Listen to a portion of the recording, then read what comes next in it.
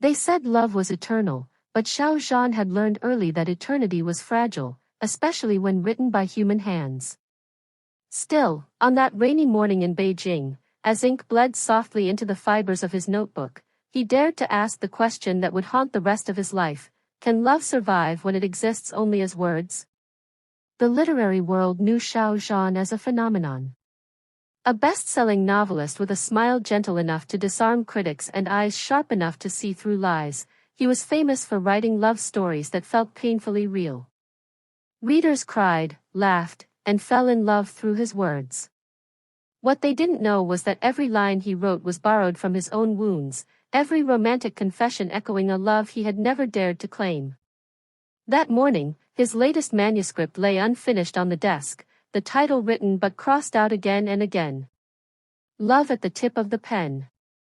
The irony was not lost on him.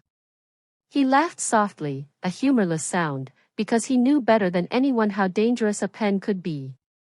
It could create worlds, yes, but it could also destroy hearts. Outside, the rain fell like punctuation marks, ending sentences he was too afraid to finish.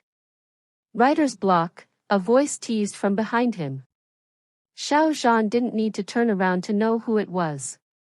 Lin Xuxin. His editor. His closest friend. And the only woman who could walk into his apartment unannounced, armed with coffee and sarcasm. More like writer's curse, he replied, standing up and stretching. What brings you here so early? Come to mock my misery? She placed the coffee on his desk, eyeing the messy pages. Mock you? Never. I'm here to save you. The publisher wants a miracle, the fans want a masterpiece, and you, she smiled knowingly, want to disappear. He chuckled, tension easing for a moment. Humor had always been his shield. Disappearing sounds tempting. Maybe I'll write about a writer who runs away and becomes a fisherman. Terrible ending, Xuxin said. Your readers would riot.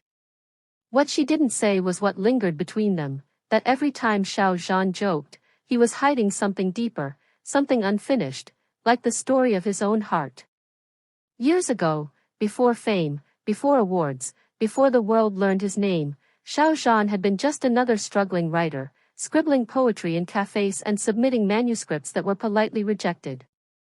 Back then, love had found him quietly, unexpectedly, in the form of a woman who believed in his words before anyone else did. Her name was Ayn Rand.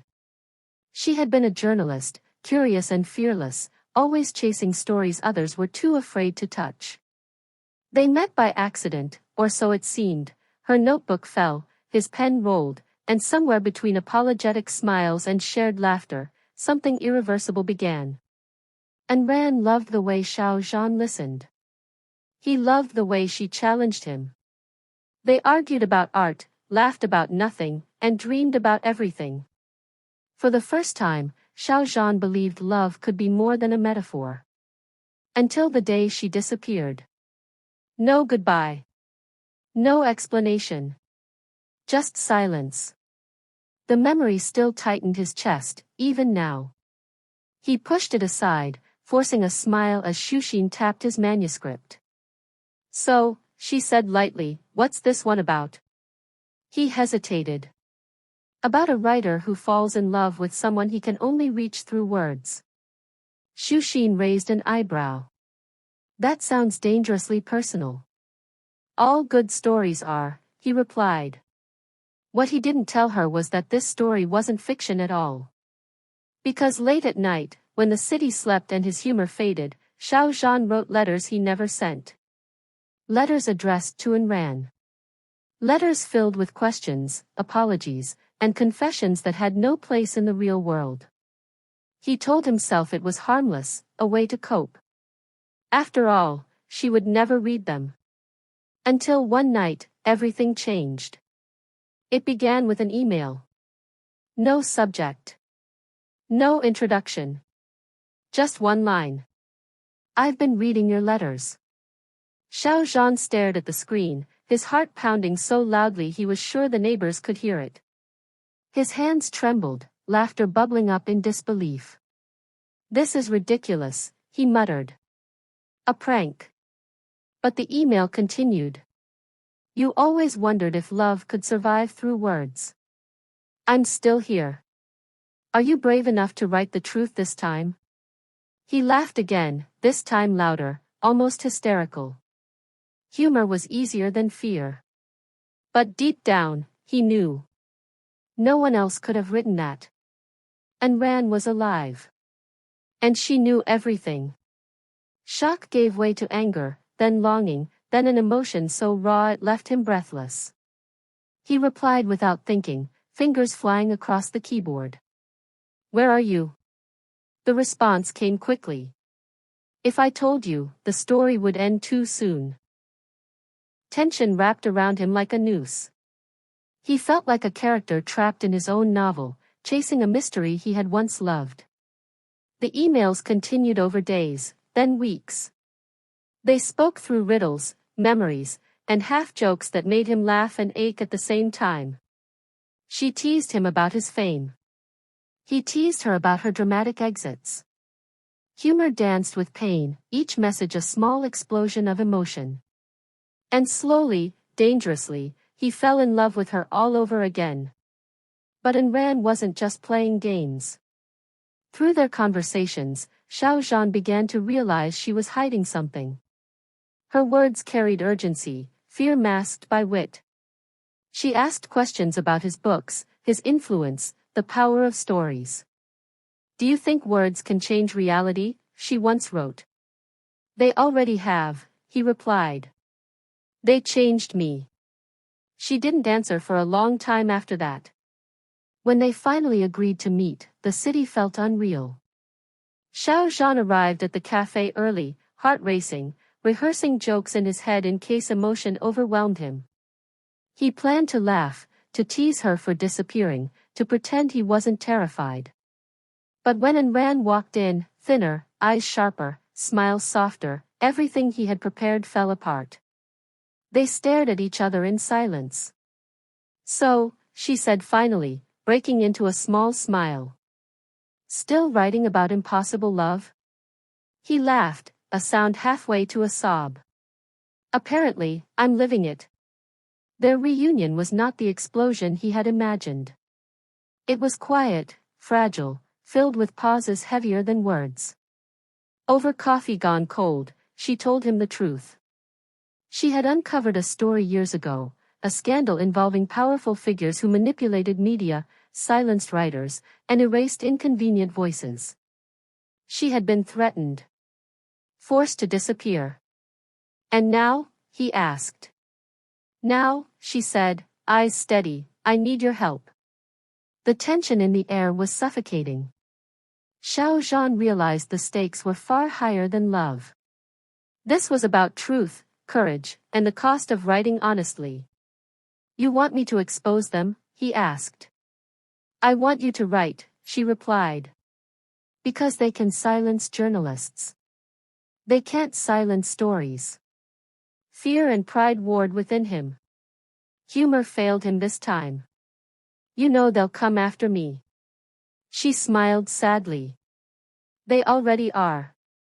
They just don't know it yet. What followed was a dangerous collaboration. By day, Xiao Zhan played the role of the charming novelist, joking with fans, signing books, smiling for cameras. By night, he wrote a story so close to reality it bled truth through fiction. Love at the tip of the pen became a weapon. Their relationship deepened in stolen moments, whispered jokes, and arguments fueled by fear. They laughed because crying felt too final. They loved because stopping felt impossible. When the novel was released, it shook the industry. Readers sensed something different, something raw, urgent, real. Questions erupted. The powerful panicked. And then the threats began. Xiao Zhan faced them with a smile and a joke for the cameras, but alone with Ayn Rand, his hands shook. Was it worth it? He asked one night. She rested her head on his shoulder. Ask me again when this is over. The climax came suddenly. Evidence leaked.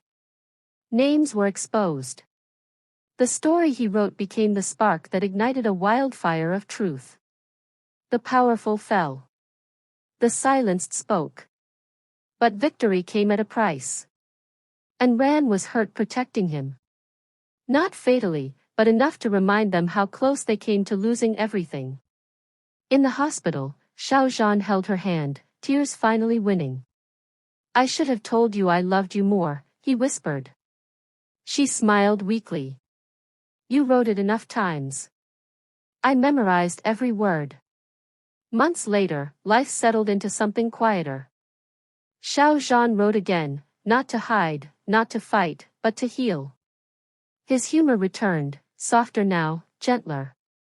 Love no longer felt like a metaphor. At the book signing for his latest novel, a fan asked him, "Do you believe love can really change the world?" He smiled, pen poised above the page. Only if you're brave enough to write it. And as he signed his name, and Ran watched from the crowd, knowing that their love, born from ink, tension, laughter, and pain, had survived at the very edge of a pen. So tell us, dear reader, if love were in your hands, would you dare to write the truth? Leave your thoughts below, share this story with someone who believes in words, and remember, sometimes, the most dangerous love stories are the ones that are real. The applause lingered long after the last book was signed, echoing like distant thunder inside Xiao Zhan's chest. He smiled, waved, cracked a light joke to the moderator about needing a second wrist after signing too many copies, and the audience laughed exactly when they were supposed to. From the outside, everything looked perfect, another successful event, another chapter closed. But stories, he had learned, never truly ended. When the lights dimmed and the crowd dispersed, Xiao Zhan finally exhaled. His smile faded the moment he stepped backstage, where the air felt heavier, more honest. And Ran was waiting near the exit, her silhouette framed by the soft glow of the emergency lights. She had recovered physically, but something about her gaze told him she was still standing on the edge of something unseen. You were good, she said, walking toward him. Funny. Charming. Dangerous. He raised an eyebrow, trying to reclaim his humor. Dangerous? That's new. Should I be worried? She smiled, but it didn't quite reach her eyes. You should always be worried when people stop asking questions. That sentence followed him all the way home. That night, Xiao Zhan dreamed of ink spilling endlessly across white pages, forming words he didn't recognize, words that rearranged themselves no matter how many times he tried to rewrite them.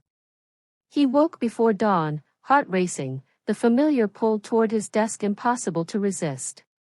He hadn't planned to start a new novel so soon. Love at the tip of the pen had cost him more than any book before it, emotionally, politically, personally. Yet his fingers hovered over the keyboard as if summoned by an invisible force. And Ran slept in the next room, her breathing soft, fragile, real. The thought grounded him. He began to write. This time, the story wasn't about exposing truth or challenging power. It was about what came after, the quiet aftermath no one ever wrote about. The silence after applause. The weight of surviving something that almost destroyed you. But as the pages grew, something strange happened. Emails began arriving again. Different sender. Different tone. Same unease. You think the story is over. It isn't. Xiao Zhan stared at the screen, a chill creeping up his spine. He didn't tell and ran immediately. Not because he didn't trust her, but because he recognized the pattern. This wasn't a threat meant to scare him into silence. It was bait. He replied cautiously, masking fear with wit. I've already written the ending. Spoilers are rude. The response came seconds later. Endings are illusions writers tell themselves. For the first time in a long while, humor failed him completely. Over the following days, subtle things began to shift. Interviews were cancelled without explanation. Invitations quietly disappeared. Rumors surfaced online, carefully worded doubts about the authenticity of his work, about whether love at the tip of the pen was truly fiction or reckless manipulation. And Rand noticed his silence growing heavier. "They're circling you," she said one evening, setting down her tea untouched. "Different players. Same game." Xiao Zhan leaned back, forcing a smile. "At least I'm popular enough to have enemies." She didn't laugh. "What are you not telling me?" she asked. He sighed, the truth finally pressing too hard to ignore. He showed her the emails. She read them slowly, jaw tightening. "They're testing you." "For what?" "To see if you'll write again." The realization hit him harder than any threat. Writing had become his voice, his shield, his confession. They knew that. They wanted to control it, or provoke it. "And if I do?" he asked. And Rand met his gaze. "Then they'll show their hand." That night, tension stretched between them like a wire pulled too tight. Love no longer felt safe. Every joke carried an echo of fear, every quiet moment a countdown. Yet Xiao Zhan kept writing. The new novel took a darker turn, infused with emotional depth he hadn't planned. The protagonist, a writer haunted by unfinished truths, began receiving messages from an anonymous reader who seemed to know his thoughts before he wrote them. Reality blurred with fiction until even Xiao Zhan sometimes forgot which world he was living in. He tried to stop. He couldn't. When the manuscript was leaked, unfinished, raw, and deeply personal, the reaction was explosive. Readers devoured it, speculated wildly, argued over its meaning. Some called it genius. Others called it dangerous. The anonymous emails stopped. That silence was worse than threats. One evening, as rain streaked the windows like nervous handwriting, and Rand finally broke.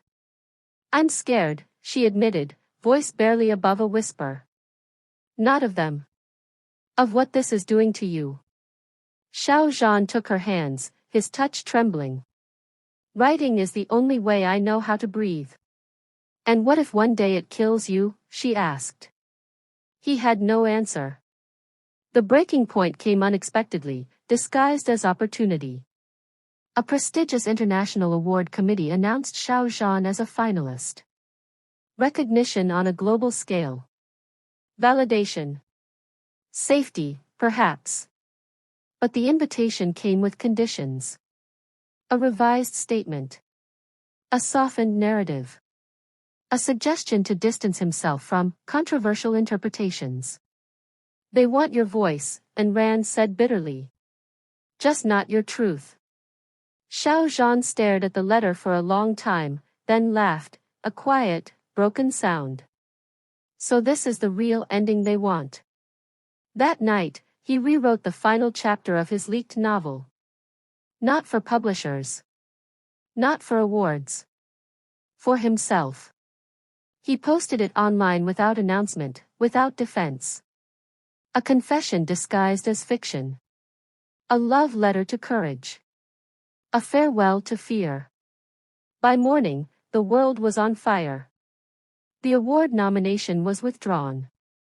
Support poured in from readers, writers, strangers who found pieces of themselves in his words. Hate followed just as quickly. Threats returned, louder now, angrier. But something inside Xiao Zhan felt strangely calm. "They can't unwrite this," he said to Ayn Rand as they watched the sunrise together. "No matter what happens next." She leaned into him, tears finally falling. "Then promise me something. Anything. Promise me you'll live. Not just write." He kissed her forehead, the weight of everything pressing into that simple moment. "I promise." Months later, they left the city. No press release. No dramatic goodbye. Just two people choosing quiet over applause. Xiao Zhan continued to write, but differently now, slower, deeper, less afraid of silence. One day, Years later, a reader would find an old interview and ask him, "Do you still believe love lives at the tip of the pen?" Xiao Zhan would smile, older, softer, eyes steady. "No," he would say. "Love lives in the courage to keep writing, even when no one is watching." And somewhere between the words he never published and the life he finally chose, the story found its truest ending, unfinished, imperfect, and undeniably real. But life, like ink left uncapped, had a way of spreading beyond the lines you intended to draw. The quiet they had built did not break suddenly. It cracked slowly, almost politely, as if afraid of being noticed. It began with invitations written in careful language, requests, not demands. Then came translated editions of his older books appearing in countries he had never visited. Quotes from his past interviews resurfaced online, stripped of context, polished into something almost mythic. Xiao Zhan watched it all from a distance, equal parts amused and wary. "They're remembering you again," Anran said one evening, scrolling through her phone with a frown that tried and failed to hide concern. He shrugged, masking tension with a familiar half-smile. "People remember stories. Writers are optional." She looked at him carefully. "You're not optional to me." The words landed softly but firmly, like punctuation at the end of a long sentence. For a moment, the world narrowed to the warmth of her voice and the certainty of her presence. Still, something stirred. It came one night in the form of a dream so vivid it felt like memory. Xiao Zhan stood in an endless hall of mirrors, each reflection holding a different version of himself, the struggling writer, the celebrated novelist, the hunted truth-teller, the quiet man above a bakery. Every reflection was writing. None of them looked up. When he woke, his heart ached with a tension he hadn't felt in years, not fear, but anticipation. He wrote before the sun rose. The new work was not planned. It arrived whole, urgent, demanding to be written now or never. It was a story about a man who believed he had escaped his past, only to realize that the past wasn't chasing him, it was waiting for him to become strong enough to return. He didn't tell Anran what it was about. Not yet. As weeks passed, the manuscript grew heavier, denser, threaded with questions rather than answers. Humor crept in again, sharper this time, edged with self-awareness. Love was present, but no longer fragile. It argued. It doubted. It stayed. One afternoon, a letter arrived by post. No return address. Just his name, written by hand. Inside was a single page. "You once proved that words could break walls. Are you ready to build something with them?" Xiao Zhan felt the old tension coil in his chest, but it didn't tighten. It steadied him. That evening, he showed the letter to Anran. She read it, then looked up. "This isn't a threat." "No," he agreed. "It's an invitation." "To what?" "To step forward without armor." They sat in silence, the kind that no longer scared them. Outside, the bakery owner closed shop, humming off-key as always. Ordinary life continued, unaware of the quiet decision forming in that small apartment. "What do you want to do?" Anran asked. Xiao Zhan considered the question carefully. He thought of the man he had been, the man he was, and the man he might become if he let fear make choices for him again. "I want to speak," he said finally. "But not to shout." The project took shape slowly, deliberately. No dramatic exposé. No veiled accusations. Instead, Xiao Zhan wrote about responsibility, of storytellers, of readers, of those who consume truth as entertainment and forget the cost of creating it. When the book was announced, it surprised everyone. No scandal followed. No enemies rose from the shadows. Some were disappointed. Others were confused. But the readers who mattered understood. At the first public reading, his first in years, Xiao Zhan stood on a small stage, hands steady, voice clear. He opened the book and read not the beginning, but the middle. A passage about choosing love when silence would be easier. In the audience, Ayn listened, eyes bright with unshed tears. She saw not the writer the world had claimed, but the man who had chosen to live with his words instead of behind them. After the reading, someone asked him quietly, almost shyly, "Do you think stories can still change anything?" Xiao Zhan smiled, a full, unguarded smile. "They don't change the world all at once," he said. "They change the person reading them. And that's how it starts." That night, walking home under familiar streetlights, he realized something that felt like a final revelation. The edge of the pen had never been the most dangerous place. The real danger, and the real miracle, was choosing, again and again, to keep writing while allowing yourself to be loved. And this time, he knew, the story would not ask him to disappear. It would ask him to stay. Staying, Xiao Zhan discovered, was harder than running had ever been. The world did not explode when he chose to remain visible. It did not collapse into chaos or demand another sacrifice. Instead, it leaned closer, quietly, attentively, as if waiting to see whether he would flinch. Each public appearance, each reading, each conversation carried a subtle tension, not of danger, but of expectation. People wanted him to be brave in the way they could admire from a distance. They wanted a symbol. He refused to become one. Instead, he became specific. He spoke about doubt. About fear that didn't vanish just because courage appeared. About love that was not dramatic, not cinematic, but persistent. Love that made tea when words failed. Love that stayed when silence stretched too long. His humor softened the sharp edges, disarming rooms before truth could settle in their chests. Some listeners laughed. Some cried. Most stayed quiet. At home, Ayn watched him with a mixture of pride and worry she no longer tried to hide. One evening, after a particularly intense discussion event, she asked the question she had been holding back. "Are you happy?" Xiao Zhan paused. The old version of him would have answered quickly, wrapped in irony or charm. This time, he took his time. "I'm present," he said. "For the first time, I'm not writing to escape myself." She reached for his hand. "That's enough." But life, ever unpredictable, offered one final test, not of courage, but of choice. The offer came quietly, through official channels, wrapped in respect and nostalgia. A major publisher proposed a definitive novel. One last grand work. Unlimited freedom. Global release. The kind of project that would secure his place in literary history beyond dispute. Legacy, laid neatly at his feet.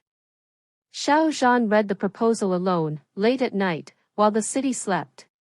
He imagined the applause, the translations, the debates. He imagined the tension returning, the pressure to matter, to be remembered, to be extraordinary. He also imagined mornings above the bakery. The sound of Ayn laughing in the next room.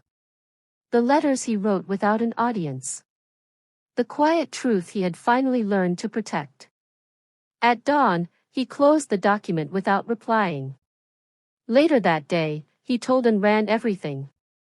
She listened without interrupting, without trying to persuade him in either direction. "What will you do?" she asked. He smiled, peaceful and certain. "I'll write it. But not the way they want." The book he delivered a year later was small in size and vast in honesty. Not a masterpiece engineered for acclaim, but a final conversation between a writer and the life he chose. It spoke of love not as destiny, but as daily commitment. Of words not as weapons, but as bridges. Of endings that were not conclusions, but continuations shaped by care. Some critics dismissed it as quiet. Others called it his bravest work. Xiao Zhan didn't read the reviews. On the day the book was released, he and Ayn walked along the river outside the city, where the water moved steadily, unconcerned with who was watching. He carried a pen in his pocket out of habit more than need. Do you think this is really the end? And Ran asked, stopping to watch the current. He considered the question, then took out the pen and placed it gently in her hand. No, he said softly. This is where I stop writing to be heard, and start living what I've already written. She smiled, closing her fingers around it. As they walked on, the sky open and unafraid above them, Xiao Zhan felt something settle inside him at last. Not triumph. Not relief. But alignment. Love no longer waited at the tip of the pen. It walked beside him, unafraid of silence, unworried about endings, certain that some stories do not need to be written to be true. And for the first time, that was enough.